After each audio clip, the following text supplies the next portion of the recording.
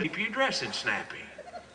And he'd stay in the kitchen fixing treats just for you and be washing and ironing your old Wranglers too. Well, he'd fix snacks for your buddies while y'all watched the ball games, and he'd learn all your relatives by their first names. He'd follow you through the house picking up dirty socks and sit rubbing your back where you fell in them rocks. Why, he'd probably get him a job there in town that'd help pay the bills when beef prices was down. And he'd be your lover, your supporter, and your friend. And he'd sure feed your cows while your leg's on the mend. He'd take your kids to school and make sure they was potty trained.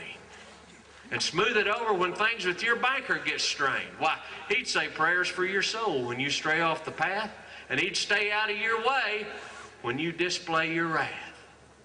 And if he can do these things, then I don't blame you none for thinking that living with old Buck would be fun. So why don't you try it? And then if that's all true, you come back and tell me, and I'll trade old Buck for you. Thank you.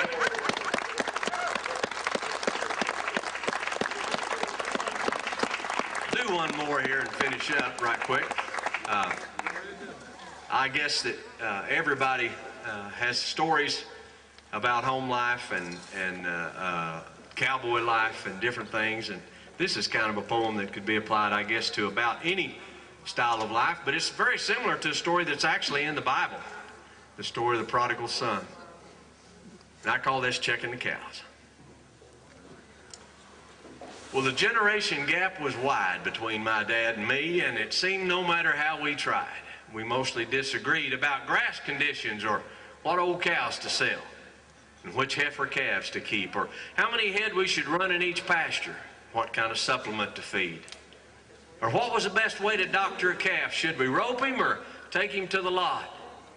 Or whether a propane or a wood-burning fire would get a branding iron more hot? Or how to start a bronchi colt? How much groundwork to do? And whether to tie up a hind foot or not when you saddle him the first time or two. And as I got older, then we disagreed about politics and such.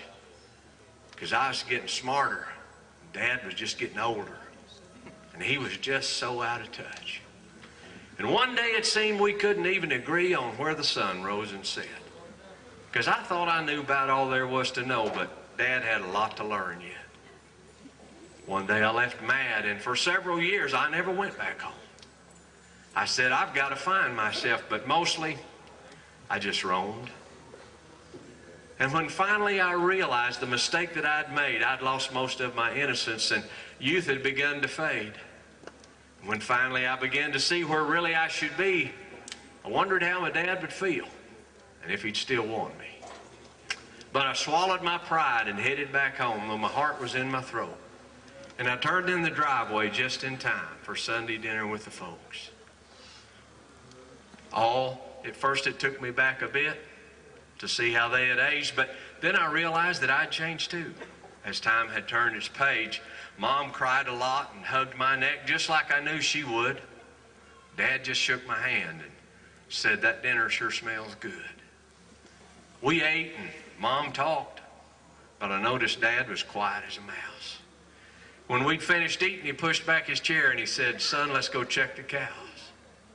We rode in silence for a while. I was nervous as a cat. Then we pulled up by the windmill tank and Dad pushed back his old felt hat and he said, I'd hoped that someday you'd return, but I knew you had to want to. Because it would never work for us if I tried to force you. And I've thought a lot the last few years about how things should be, and fathers and sons shouldn't be so apart. I want you here with me.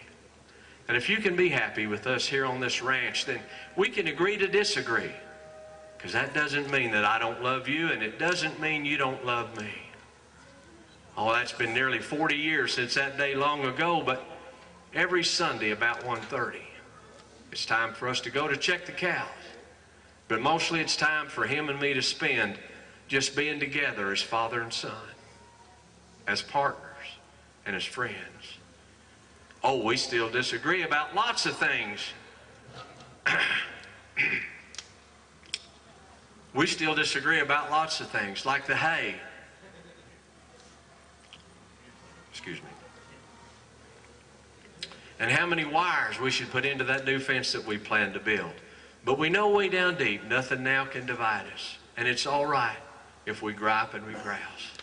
And the really important things seem to get worked out on Sunday when we check the cows. Oh, we lost Dad last year, and things have sure changed. But the ranch is doing well. Cattle prices are up, and we've had some good rain. And there's a good crop of calves to sell. But every Sunday, about 1:30, things sure do get quiet in this house. And I believe that Dad smiles when I say to my son, come on, Jay, let's go check the cows. Thank you.